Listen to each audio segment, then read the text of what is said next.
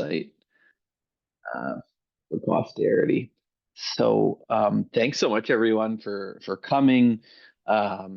You're here because you're writing the Royal College in March, and I'm going to spend the next 59 minutes, not a moment longer, giving you a crash course in a high yield epi for the Royal College. So I'm only focusing on stuff that comes up for the Royal College. We're going to skip topics that might be fundamental epi, but it doesn't come up, so I'm not going to discuss it. And this event is brought to you in part by Medicine Pods. All of you know what the website is because you went to the website to sign up. So thanks for doing that. Before I get too deep in, my disclosures are here. I've received some honorariums for journals. I'm a paid editor at Medium Evidence. I've been part of 2 startup companies, and I have grant support from these agencies here. So as mentioned, Medicine Pods is a new initiative that's been launched by Allison Lai, Zara Morali, Leah Karianopoulos, my brother John Freilich, and Justin Boyle. We hope it'll be a one-stop shop for all things internal medicine.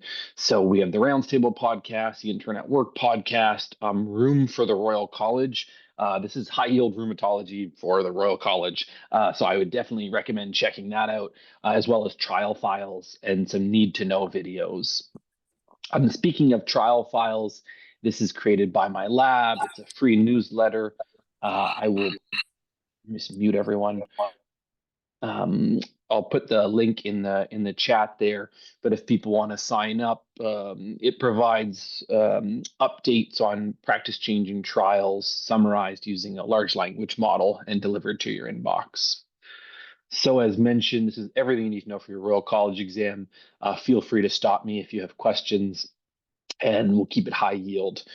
Some basic terms: exposure, outcome, bias, and a confounder. What's an exposure? Often it's that thing you want to study. I'm curious about SGLT2s and the risk of decay. Okay, SGLT2 is the exposure, and the outcome in that example would be diabetic ketoacidosis. Bias and confounder, these are concepts that often get confused. All right. So confounder and confounding by indication, those are all underneath the umbrella term of bias.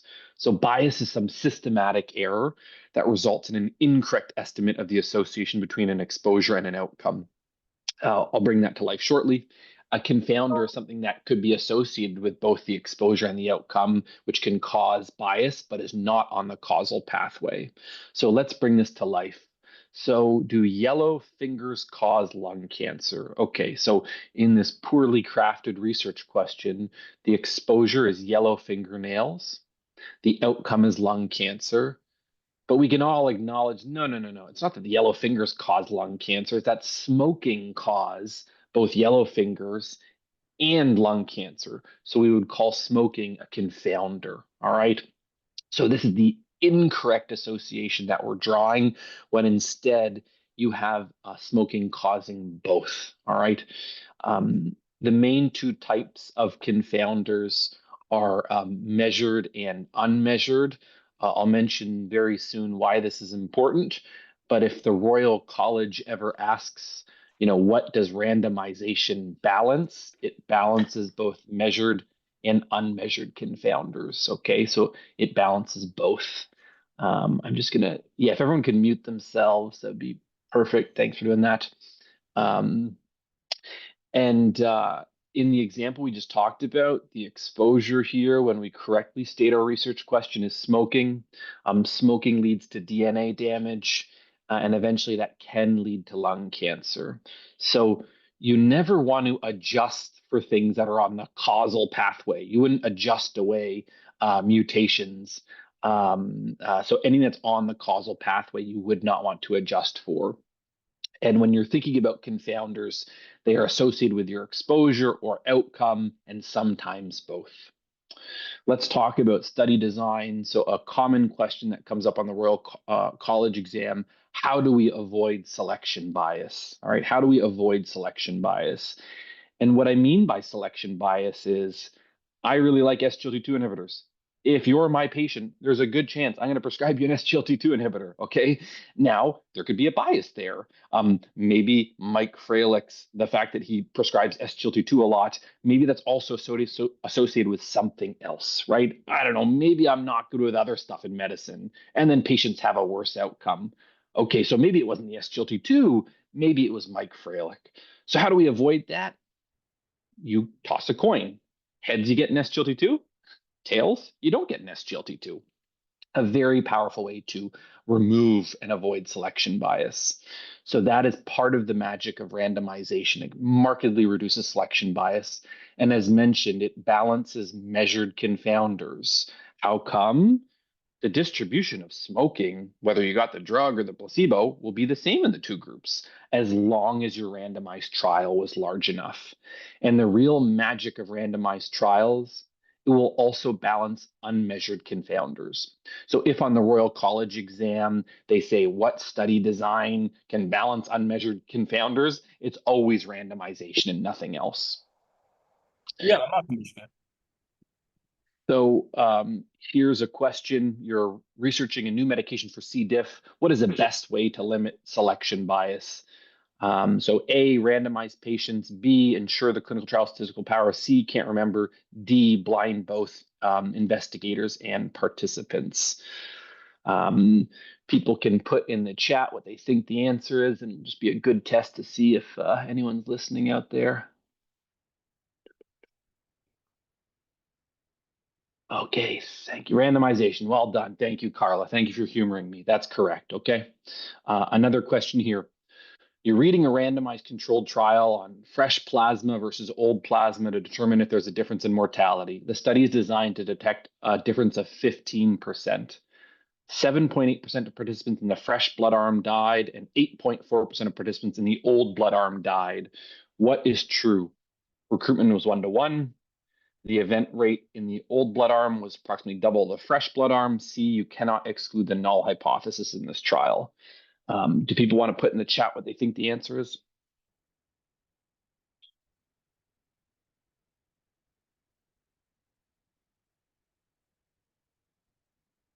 C, yeah, well done. Exactly. Good job. Yeah, you cannot exclude the null hypothesis.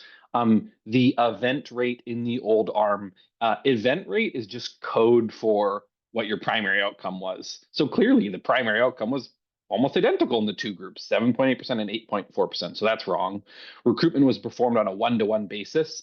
The way you would confirm that would be if they're the exact same or almost the exact same number of patients in the plasma versus fresh blood arm.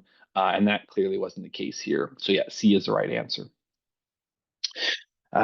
So just to hammer home the power of a randomized trial. In a randomized trial such as this one, your confounders, age, sex, race, etc., will be balanced in the two groups, right? So you will achieve balance in your measured confounders. And as I mentioned, the real magic is that even the things it didn't measure will be balanced. So if you have some annoying peer reviewer that says, oh, what about if they have prior DKA or some made up gene? Well, angry peer reviewer, that's going to be balanced in the two groups because the only thing that determines who got the drug and who got the placebo was just random chance. I hope that makes sense. If it doesn't, feel free to ask a question. And of course, the way that we make sure the two groups are balanced is the randomized trial has to be large enough. So just like how you could flip a coin 10 times and it shows up heads 8 times in a row, it's just random chance. But if you flip that coin 1,000 times, if you have 1,000 patients in your clinical trial, you expect the characteristics to be balanced. So we can contrast that with why is blinding helpful? Randomization, we learned the benefits of it, balances measured confounders, unmeasured confounders, markedly reduces selection bias. Blinding helps to prevent outcome adjudication bias. And it also helps to prevent that patients don't change their behavior. So in this clinical trial of a vaccine for COVID, it was placebo controlled. If it wasn't, maybe patients that didn't get the jab, maybe they start acting differently. I don't know, maybe they're recluse, maybe they don't go outside, maybe they don't interact with people, and those characteristics might affect the risk of the outcome. So why is blinding helpful? It prevents treatment ascertainment bias. That's how you ascertain the outcome in your clinical trial. A researcher has to determine, okay, did this patient have the outcome, yes or no? And you hope that that researcher is blinded so that they can't impress upon what they think might be going on as they adjudicate the outcome. And it helps to prevent behavioral biases, behavioral changes your patient might make. So, long question: how would you minimize ascertainment bias? One, randomization. Two, blinding the investigators and the patients. Three, using intention to treat. Or four, wrong answer. People want to put in the chat what they think the answer is here.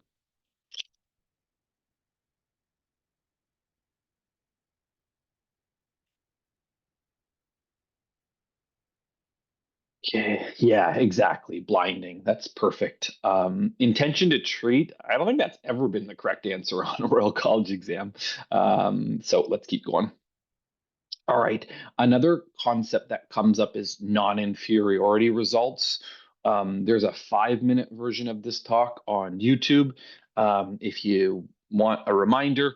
But of course, I'll walk you through everything you need to know right now. So, in general, 95% of all clinical trials fall into two buckets: superiority.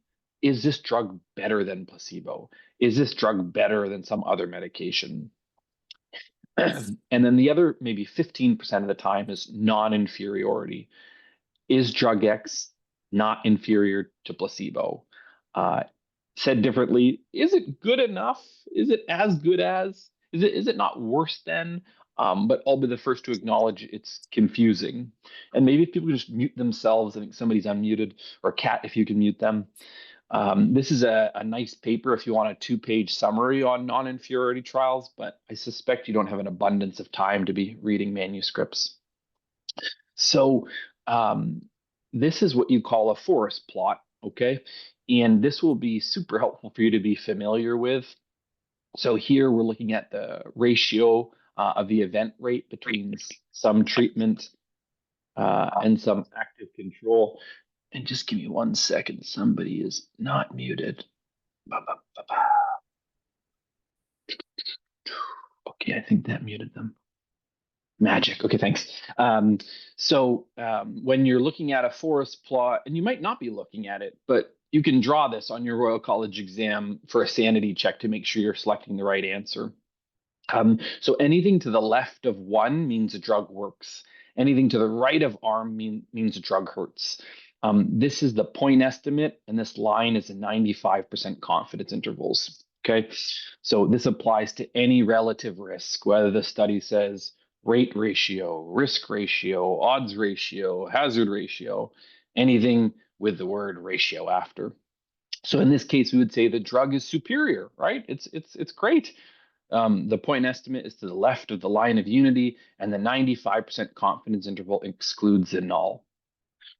Now, in a non-inferiority study, they'll tell you what the margin is. They might say, listen, the non-inferiority margin was 20%. That's the same as saying 1.2. Who comes up with the margin? Sometimes it's the FDA, sometimes it's the researchers, sometimes through other mechanisms. So for this study here, we would call this non-inferior and superior. Why would we call it non-inferior? It's non-inferior as long as the confidence interval does not cross the dashed line. Okay, I repeat, as long as the confidence interval does not cross a dashed line, you can say something is non-inferior. And we can say that it is superior because the 95% confidence interval doesn't cross the line of unity. Okay, so this example here, we would call it non-inferior. How come? Because the upper bound does not touch the dashed line. Okay, that's as simple as it gets. And then we have other instances which we can sort of briefly walk through here.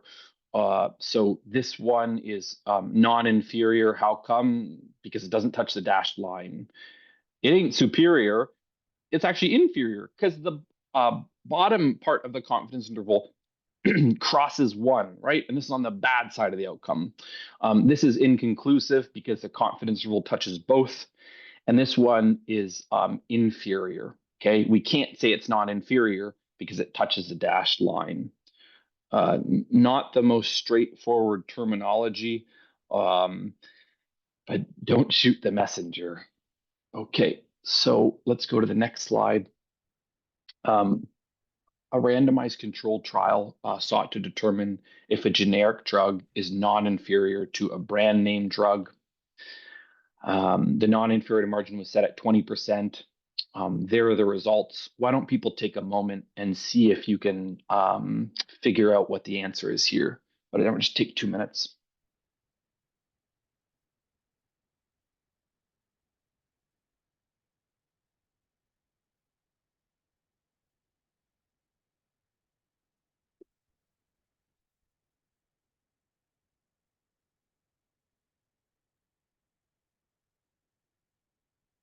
Okay, and I won't put anyone on the spot, I promise, but we can just draw this to bring it to life. So we learn that the hazard ratio is 0.94, the confidence interval is this, the p-value is that, and that's the non-inferiority margin. So first, we can draw our point estimate.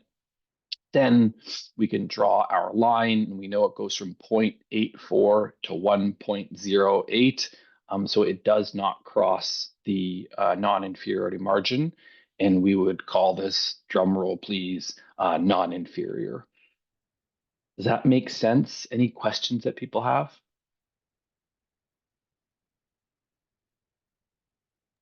I have a quick question.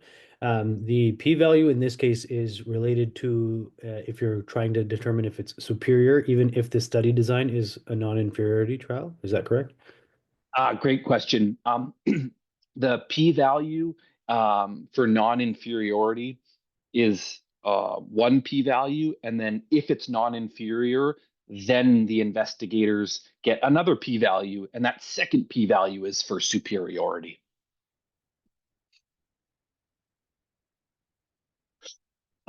Okay, let's go through another example. This one is tricky. So why don't people pause, read the slide, and see if you can select the right answer.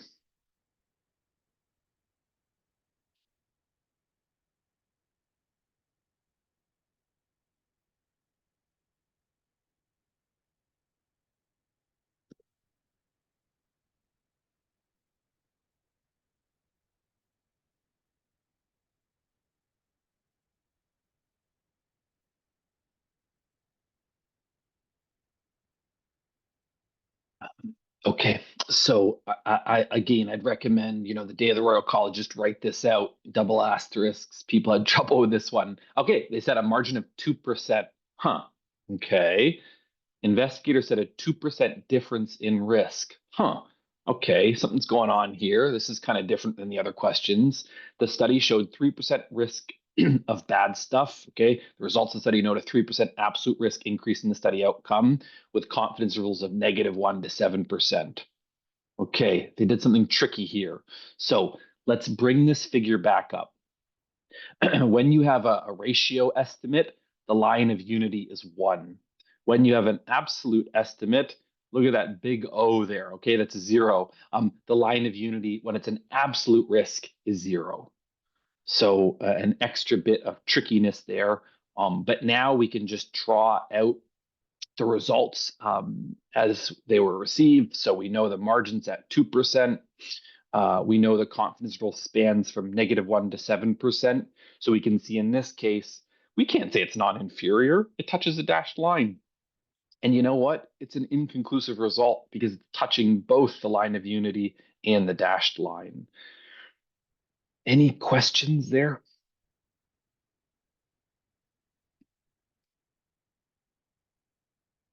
Okay, we'll keep going. So in this for this question, you would say the results of the study are uninterpretable. Hopefully, the actual thing would say like inconclusive. We've talked on RCTs, and we should talk on the drawbacks of RCTs. So the major one is external generalizability, right? That's a number one drawback to randomized trials. Are they going to generalize to the patient you're caring for on the GIM ward? Well, probably not if this clinical trial was done among healthy, wealthy outpatients. It probably won't generalize. So that's one major limitation. Also, randomized trials are only powered to detect their primary outcome. All right. And very often, randomized trials have an inability to detect rare adverse events because they are rare. So bringing that to life, you're seeing a patient with COVID who has an indication for a DEX. The patient wants to know the risk of AVN, assuming they meet the inclusion criteria for the study. What is the best type of study to answer your patient's question? So do people want to put in the chat, what do you think is the best way to answer this question? And DEX is dexamethasone, not a DEXA scan.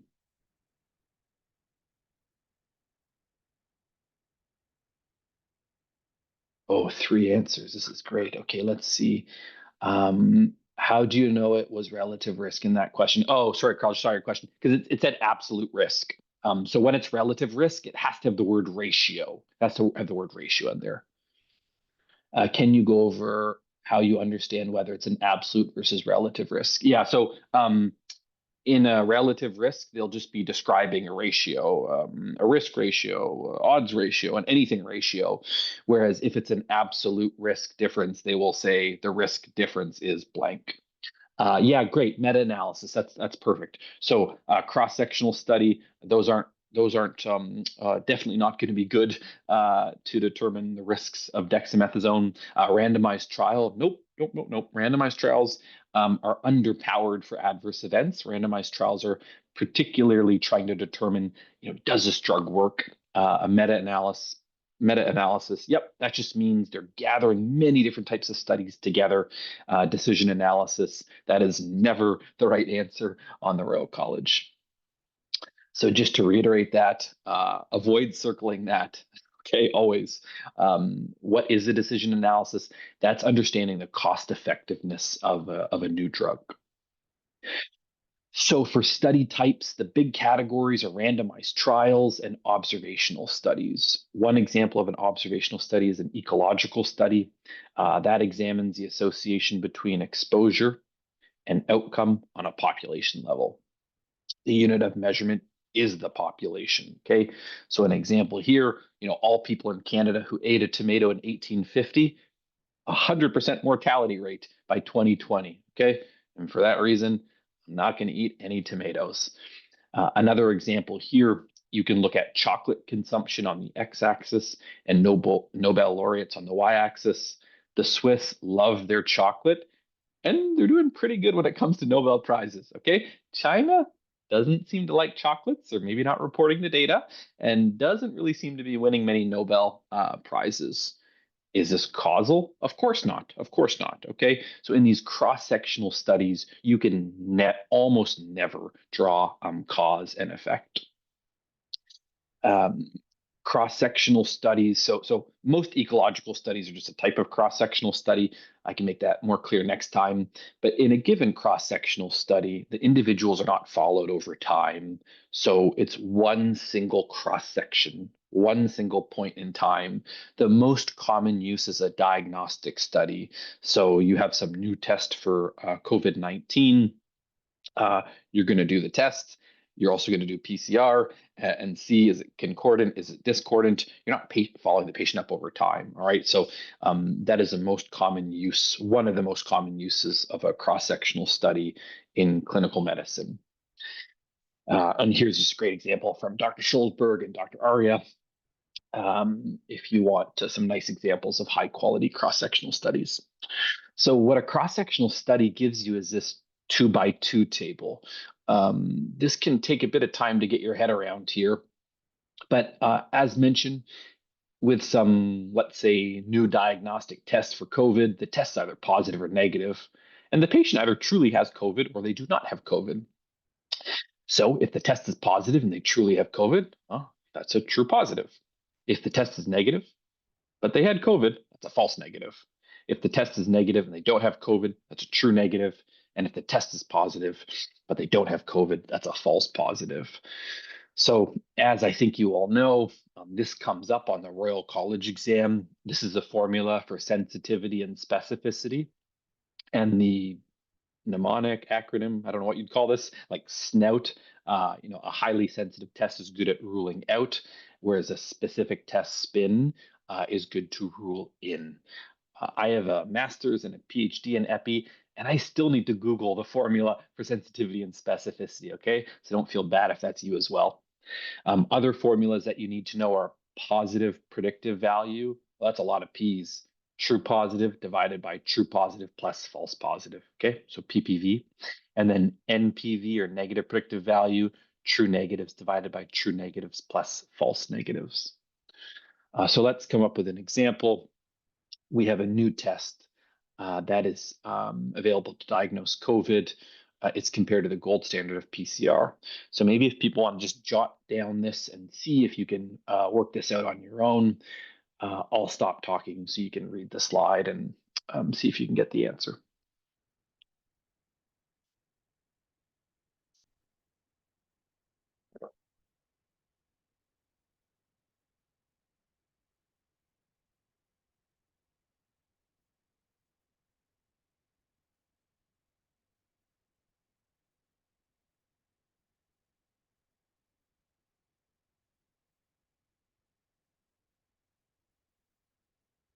Okay, so why don't I help you out here? So when we read all this, okay, let's see how we can put this 2x2 table together. So we hear that there are 200 patients with COVID. Okay, cool. So that's 200. Of 200 patients with COVID, 180 test positive with the new test. Okay, that's 180 true positives. We can just do some simple math, and that means this number is 20. Then we find out there's 300 patients who didn't have COVID. Okay, cool. So that's going to be the total 300. 60 test positive with the new test. Well, that's a false positive. We can do some basic math. 300 minus 60 is 240. And it asks for the positive predictive value, which again, lots of P's, true positive divided by true positive plus false positives. So the answer there would be 75%. I'll pause for a second and see if anyone has any questions. And on the Royal College exam, if you're like me, you'll be a little bit nervous, and that's okay.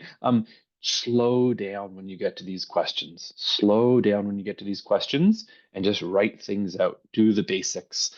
Otherwise, you might just get a bit frazzled and pick an answer and then keep going. All right, another 2x2 table. So a new screening test developed for COVID. The test was developed using a population of 1,000 patients. Okay, so our whole study is 1,000. The prevalence of COVID in the population is 10%. 10% of 1,000, it's 100. Okay, there's 100 people who truly have COVID. The test has a specificity of 90%, and 90 patients who have COVID will have a negative test. What is the sensitivity of the test? So like I said, it's easy to be like, I have no clue. Let's just keep it simple and let's break down the numbers and fill in our 2x2 table. So they told us there's a total of 1,000 patients, okay? And they also told us that 10% have COVID. So that means there's 100 people there. 1,000 minus 100 is 900, okay? We can keep chipping away. The test has a specificity of 90%, and 90 patients who have COVID will have a negative test. So now we can fill in here our false negative, and then we can very easily calculate our true positives. Okay, and then we can calculate our sensitivity. I'll just go back one slide. So the formula for sensitivity is true positives divided by true positives plus false negatives. Okay, and this is our final answer. So 10 out of 100, so 10%. I'll pause for a second and just see if anyone has a question.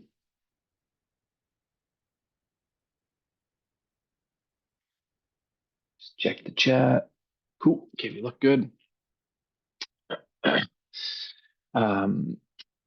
Some other formulas, error rate. If error rate ever comes up, that's false negatives plus false positives equals everyone. All the false stuff, okay? All the false stuff over everyone. That's N is total sample. Accuracy rate, true positives plus true negatives divided by all individuals. positive likelihood ratio, a negative likelihood ratio. I don't think these are coming up, so I won't say anything more about them. So you're aware, how do these likelihood ratios even work? All the time in medicine, you're seeing some patients and you're coming up with a pre-test probability. You get the consult from the emerge doc and they say, hey, I got this 80-year-old person and they're coughing. You're making a pre-test probability in your mind, 80 years old and coughing. This is probably going to be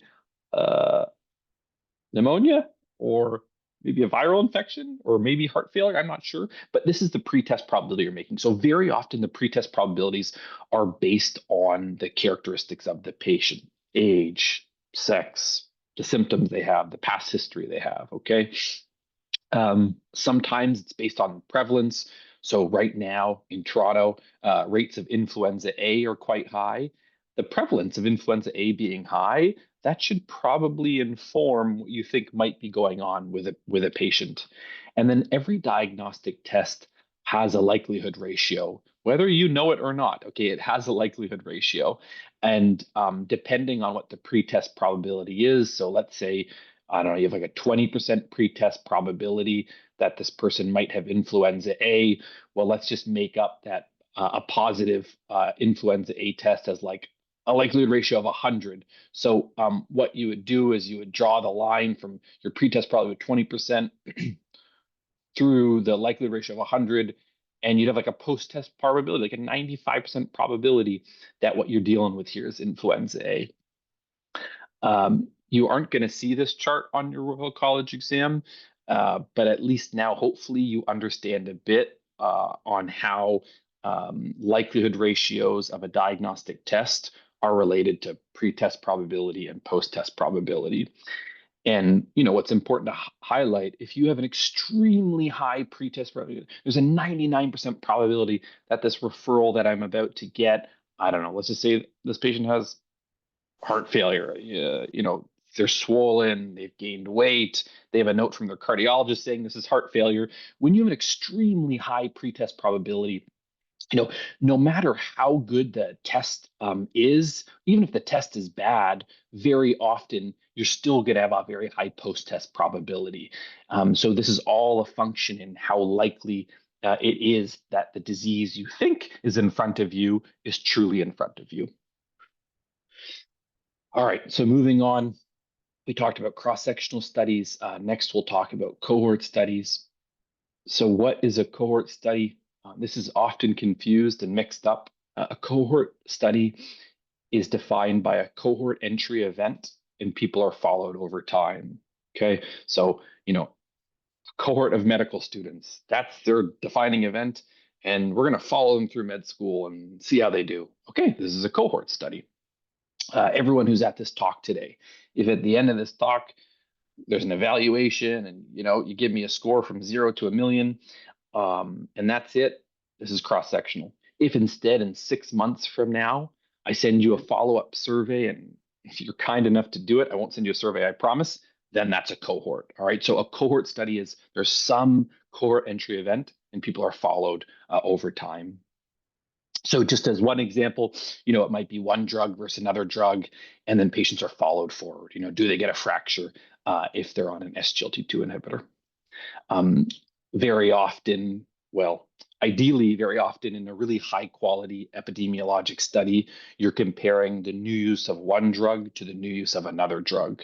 So whenever you see a study that's comparing, drug A versus no medication, in general, that will be so prone to bias, because as all of you know, as resident physicians, for patients that we decide to give them a medication, prescribe them some new medication, they're going to be very different than the same patient we round on and we say, oh, no, I'm not starting them on anything new.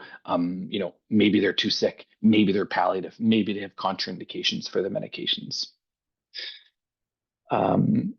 So what does a cohort study give you? This sometimes comes up. What a cohort study gives you, it gives you both estimates of relative risk and also absolute risk. So If that question comes up, a cohort study gives you both. You can calculate absolute risk and you can calculate relative risk. How do I know if it's a relative risk? As we mentioned, it'll have the word ratio in it. Another formula that comes up is a relative risk increase, and we'll go through this in a subsequent slide. I think the slide isn't as helpful as I thought it would be, so let me just jump to one aspect that is. So sometimes questions come up and it says, like, what result do you get from a case control study? The result you get from a case control study is an odds ratio. All right, that is the important teaching point and pearl you need to know for the Royal College exam. Whereas in contrast, in a cohort study, you get a measure of absolute risk difference as well as relative risk. So how do I calculate absolute risk for when it comes up? So your absolute risk is the event rate in your control group minus the event rate in your exposure group. Okay, so the control event rate minus the exposed event rate. That is your absolute risk. If you need to calculate a number needed to treat, it's 1 divided by the absolute risk that you calculated here. Number needed to harm, you're just flipping exposed with control. Let's do an example. So I'll pause here, and if people want to take a look at this question and jot down what they think the answer is.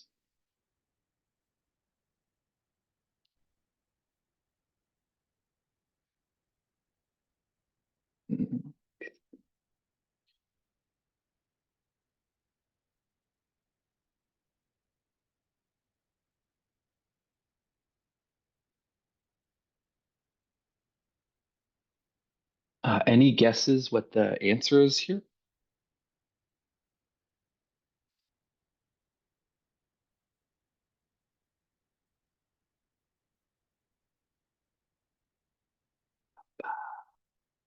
Shy group, that's okay. All right, let's try to work through this together. So what is the event rate in the control arm? It's 1400 divided by 2800. Wait, how'd you get that? So remember that the total in our control group is the 1400 who are alive and the 1400 who died. All right, so 1400 divided by 2800 is 0.5. And then in the intervention arm, same thing, 600 divided by the total. So 600 divided by 800. You can subtract the two of those and get 0.25, and 1 divided by 0.25 is 4. I'll just pause to see if anyone has questions.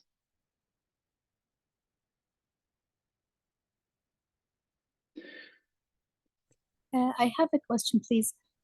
Why not the other way around? Like, why not the dead people in the intervention minus the dead people in the control? Sorry, just give me 1 second. It sounds like there's a party going on downstairs. Just give me.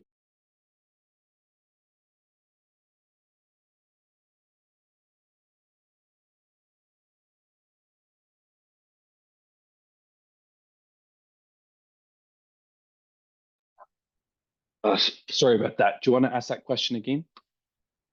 Yeah, sure. Why not the other way around? Like, why not how many people died in the intervention group versus how many people died in the control group? Yeah.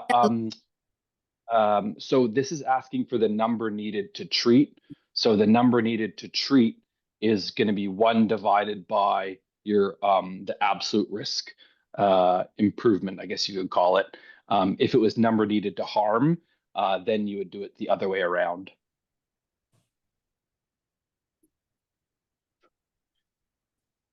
And let me fact check myself on that as well. Just give me 1 second. Yeah, sure.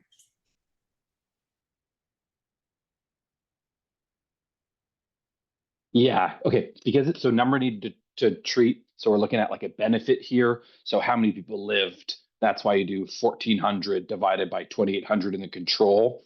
And then same thing in the intervention arm, 600, the people who lived, divided by 800. Because I thought like the number need to treat is like how many people do I need to treat to prevent one harm?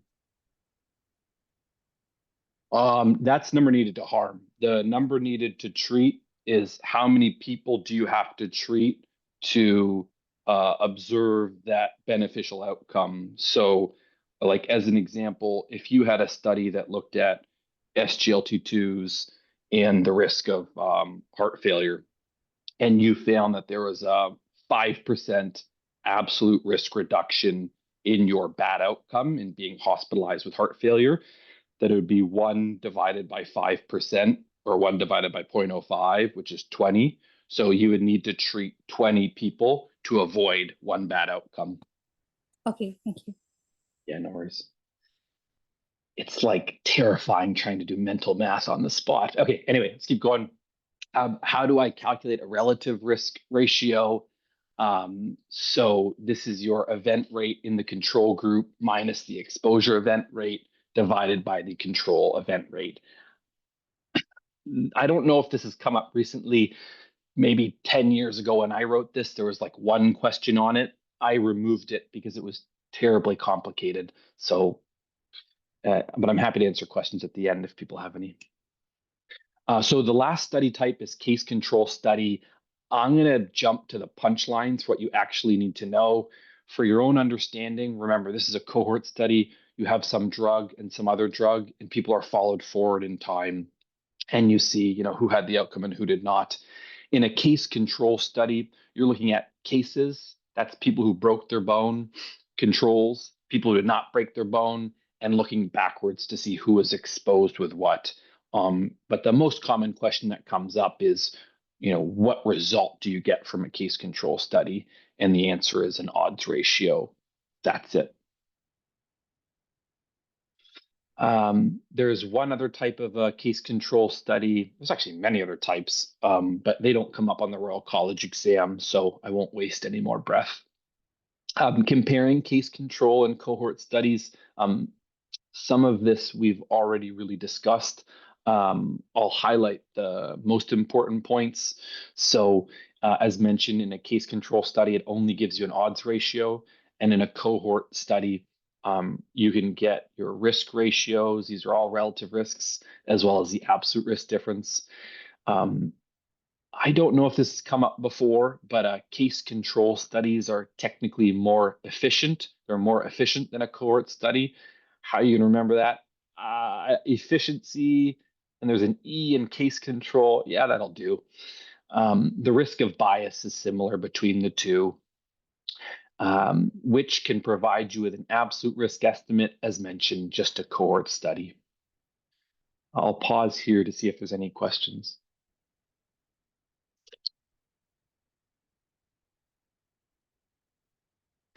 All right, keep going. I'll spend a couple minutes on this and drive home the teaching point about p-values, because that's what comes up. So odds versus probability. So probability is just success divided by all possible events. Odds are a good outcome divided by the bad outcome. Again, let's bring this to life. I got a sweet tooth. I like candy. Okay. So if somebody says, hey, Mike, in this bag of candy, there's 3 red jujubes, my favorite, 2 yellow, 1 black. I would ask myself, what's the probability of a red jujube?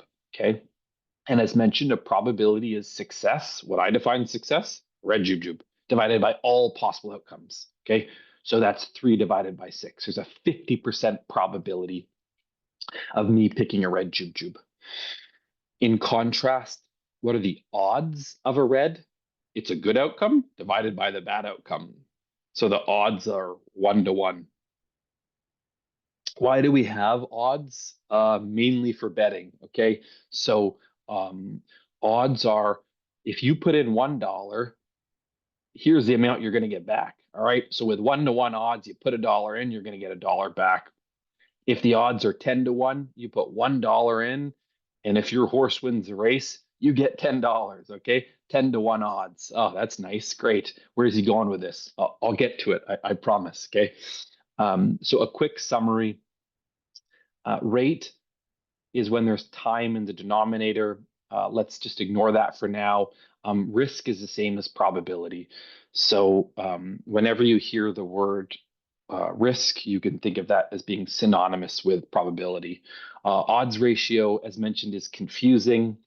And really what you need to know is that a case control gives you an odds ratio. And hopefully I gave you a little bit of intuition about odds in general, but I acknowledge it's not the most clear thing. And relative risk is an umbrella term. So a relative risk can include anything that ends in the word ratio. Absolute risk or absolute risk difference, the important teaching points for your Royal College. Number one is that for a non-inferiority study, that line of unity becomes 0. And you remember that because there's a big O in absolute. That a cohort study, that can be used to calculate absolute risk, but a case control cannot. I'll just pause for a second and see if there's any burning questions.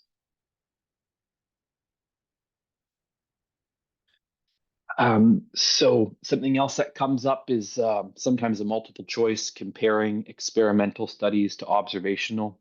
Experimental is just the same as saying randomized trial. So why don't they just call it randomized trial? I don't know, but people like to make things confusing. So comparing and contrasting, randomized trials, as mentioned, they are very good at controlling and balancing baseline confounders. With an observational study, it's highly variable. Time varying confounding, unless you have blinding, patients might change their behavior and do something different. It's impossible to control for time varying confounding in an observational study, or almost impossible. Internal validity of a randomized trial, generally high. Observational can be highly variable. The external generalizability of randomized trials is often low. How come? Because most clinical trials are recruiting the healthiest and wealthiest patients, and that might not be a reflection of the person who you're caring for on a general internal medicine ward. Mortal time bias, just ignore that. Risk of selection bias, randomized trials is low. Observational can be quite high. How come? Because in an observational study, who gets the drug and who doesn't get the drug is probably highly related to patient level characteristics or provider level characteristics. And unless it was a randomized trial, odds are those biases might explain any differences you observe in the study results. We're nearing the end, I promise. What is a p-value? Okay, this is a tricky one. A, probability that the observed hypothesis is true. B, probability that the data were produced by random chance alone. C, the effect size of an intervention. D, probability under a specified model that the result would be equal to or more extreme than its observed value. People want to take some guesses in the chat.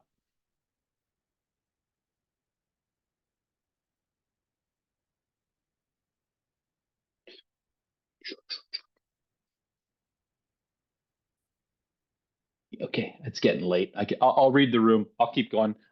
So here the answer is D. Okay, so a probability has the p-value, pardon me, has nothing to do with how likely the observed result was because of chance alone. That's a common misconception. It also doesn't have anything to do with the effect size of the intervention. When we say effect size, usually we mean, by how much does it reduce heart failure hospitalizations? By how much does it reduce mortality? It's a probability under a specified model that the result would be equal to or more extreme than its observed value. You don't have time for reading stuff, but this is a really nice summary of it. And then I have a 6-minute summary video on what a p-value is. It's publicly available on YouTube in case that's helpful. Okay, next up, what is a 95% confidence interval? The range of values that you can be 95% confident contains a true mean. the probability that a given 95% confidence interval contains a true value. The 95% confidence interval predicts that 95% of the estimates from future studies fall inside the observed interval. If we were to repeat the study 100 times, approximately 95 of the 100 confidence intervals will contain the true mean value. Any brave souls that want to guess what this one is in the chat?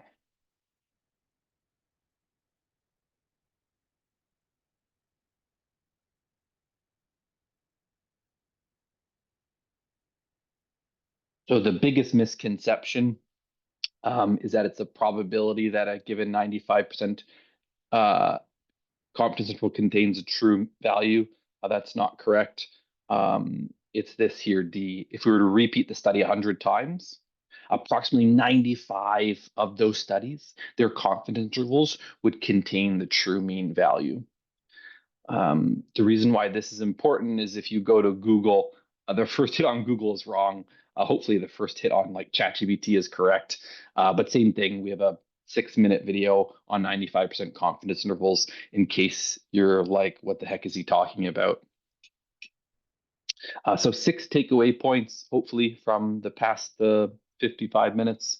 The best way to prevent bias, confounding from the purview of the Royal College exam is a randomized trial. The best way to prevent ascertainment bias is blinding. Okay, the researcher needs to be blinded so that he or she does not know what the patient got. A cohort study, it's defined as some cohort defining event, and people are followed over time. Case control study, all you need to know is that it gives you an odds ratio and nothing else. A 95% confidence interval. If you repeat the study 100 times, then approximately 95 of the 100 confidence intervals will contain the true mean value. P-values are confusing, but they're a probability under a specified model that the result would be equal to or more extreme than its observed value. That was a whirlwind 55 some odd minutes. I'm happy to try to answer any questions that people have.